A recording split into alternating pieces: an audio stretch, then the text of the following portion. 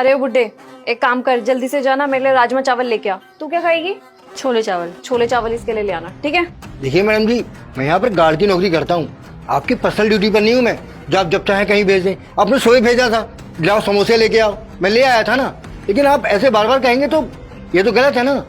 देखिए मैडम जी, मैं कहीं नहीं आने वाला आपके कहने पर। अगर कंपनी में कुछ हो गया ना तो जिम्मेदार मैं बनूंगा, आप नहीं। जो मेरी ड्यूटी है वो मैं कर रहा हूँ, बस यही बहुत है। तेरे को जितना बोला ना उतना कर। मेरे को ये मत बता कि तू यहाँ पे क्या करता है और वहां पे क्या करता है, मुझे उससे कोई मतलब नहीं। लेकिन जब जब मैं तेरे को काम के लिए बोलूंगी ना तब तो तेरे को जाना पड़ेगा। मेरे को बहुत तेज भूख लग रही है, मैं लंच लेकर के नहीं आई और सुबह भेजा था तो सुबह भी भूख लग रही थी, तो जाना पड़ेगा ना तेरे को जब जब मैं बोलूंगी तो। और यहाँ के काम कौन करेगा? और वैसे भी तू मेरे को एक बात बता, तू यहाँ पे बैठा ही रहता है ना, तेरी टांगे वैसी कमजोर हो जाएगी। तेरे को काम दे करके ना हम तेरे ऊपर एहसान कर रहे हैं, तो जब जब काम बोलेंगे ना तब तब तेरे को वो काम करना पड़ेगा। और तेरे को क्या लगता है ऑफिस का इतना इंपॉर्टेंट काम छोड़ करके हम जाएंगे क्या सामान लेने के लिए? तू फ्री बैठा रहता तो तेरे को बोल दिया, क्या गलती करी हमने? अभी क्या है, क्या बकवास कर रहा है ये? बैठ के देखियो, जितना काम बोला गया ना अंकल उतना कर लो जाके। अबे ओ, अगर तूने हम दोनों को काम नहीं किया ना तो मैं बॉस को कॉल करके ये बोल दूंगी कि तू हम दोनों को छेड़ रहा था। और फिर तेरा क्या हाल होगा? तेरे को तो वैसे भी इस नौकरी से हाथ धोना ही पड़ेगा। और अंदर जितना भी स्टाफ है ना वो सारी हमारी बात मानता है। क्यों? क्योंकि हमारी पोस्ट ऊंची है। हमने स्टाफ को बोला ना तो वो सबके सब हमारे साथ देंगे और बॉस से तेरी कंप्लेन कर देंगे। उसके बाद तेरा क्या हाल होगा? ये नौकरी तेरे को वैसे भी छोड़नी पड़ेगी। तो तेरे को जितना बोला है ना उतना कर, जाके लेके आ जल्दी। अरे मैडम जी, आप समझ क्यों नहीं रहे? दुकान पता है यहाँ से कितनी दूर है? दूध देखिए कितनी तेज है ना। मेरे पास साइकिल है, कोई भी साधन नहीं कि मैं आराम से वहां पर जा सकूं। पैदल जाना पड़ेगा। अगर आप साइकिल का इंतजाम करा देते तो मैं चला जाऊंगा, पैदल तो मैं जाने वाला नहीं हूँ। अच्छा जी, तो नवाब को अब बाइक या साइकिल चाहिए जाने के लिए? ये तेरे पैर टूट गए हैं क्या? तेरे को बोला नहीं इन पैरों का इस्तेमाल कर। यहाँ पे बैठे बैठे ना इन पैरों में जंग लग जाएगा। जितनी तेरी जुबान चलती है उतने पैर भी चला। चल जा लेके आ। और अगर कुछ होता तो हम दोनों नहीं ले आते खुद जा करके।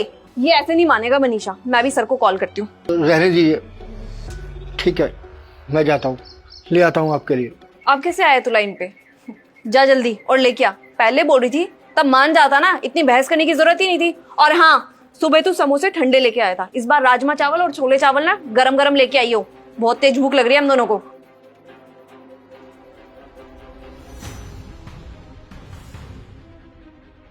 अंकल जी रुकिए। नमस्कार साहब। कहाँ जा रहे हैं आप? वो साहब, मैडम जी ने ना वो कहा है कि छोले चावल और राजमा चावल लाने हैं, बस दुकान पे जा रहा था साहब। ये क्या मतलब है? आपको मैंने यहाँ पे किस लिए रखा है? चौकीदार की नौकरी करने के लिए रखा है कि यहाँ पे लोगों के पर्सनल काम करने के लिए रखा हुआ है? साहब सही कह रहे हैं, यहाँ पर मैं सिक्योरिटी गार्ड का काम करता हूँ। लेकिन साहब मैं मजबूर हूँ, क्या करूँ। वो मैडम जी है ना, अंकिता मैडम, वो बार बार धमकी देती है, कहती है कि अगर तू हमारे काम नहीं करेगा तो आपसे शिकायत कर देंगी। और साहब बार बार मुझे बाहर भेज देती है सामान लाने के लिए। अब मैं ड्यूटी छोड़ कर जाता हूँ साहब, कभी कभी समोसे ले आओ, कभी कुछ ले आओ।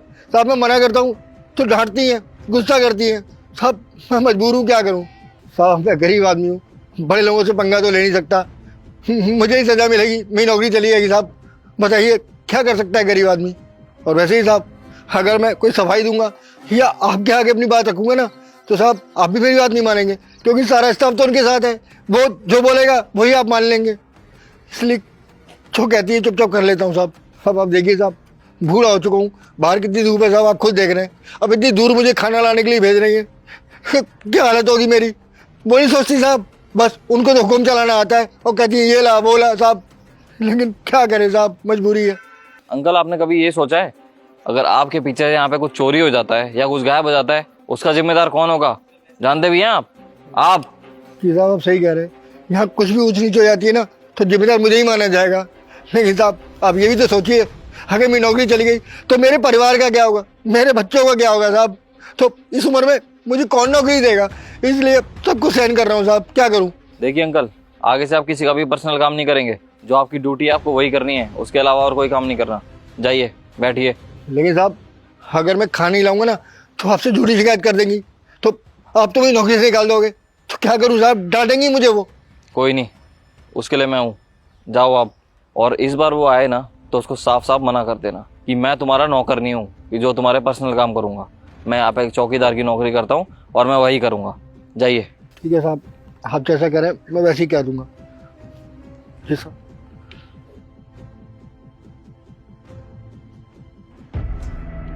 गर्मी कुछ ज्यादा नहीं? अरे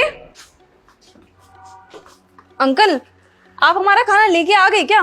और अगर वो खाना आप लेके आ गए हो तो वो खाना आपने अपने लिए रख लिया, और अगर नहीं लेके आए हो तो जल्दी से जाओ लेके आओ ना, हमें भूख लग रही है। देखिए मैडम जी, मैं आपसे साफ साफ कह रहा हूँ, मैं आपका कोई पर्सनल नौकर नहीं हूँ। इस कंपनी में ना सिक्योरिटी गार्ड हूँ, और ऐसा नहीं कि आप जो भी कहेंगे, जो भी ऑर्डर देंगे, मैं करने बाहर चले जाऊंगा।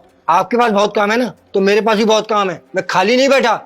और देखिए मैडम जी, मैं नहीं लाया आपका खाना और ना लाऊंगा, और आज के बाद ना मैं आपका कोई ऑर्डर नहीं मानूंगा, ना कहीं जाऊंगा आपके कहने पर। और आपको शिकायत करनी है ना किसी से, तो जिससे शिकायत करना चाहे कर सकती हैं आप, मैं किसी से नहीं डरता। अबे ओ बुड्ढे, तेरे में कुछ ज्यादा चर्बी नहीं आ गई? खड़ा हो भी। तेरे को क्या बोला था मैंने, मेरे को भूख लग रही है, लंच टाइम हो चुका है। देखियो अंकिता, ये तेरी बात टाल रहा है। लगता है तेरे को अपनी नौकरी खो जाने का ना कोई डर नहीं है। ये ऐसे नहीं मानेगा मनीषा, बोलने का फायदा नहीं है इसको, चर्बी ज्यादा बढ़ गई है ना तेरे। खड़े हो, खड़े हो तेरी। रुको, क्या चल रहा है यहाँ पे सब?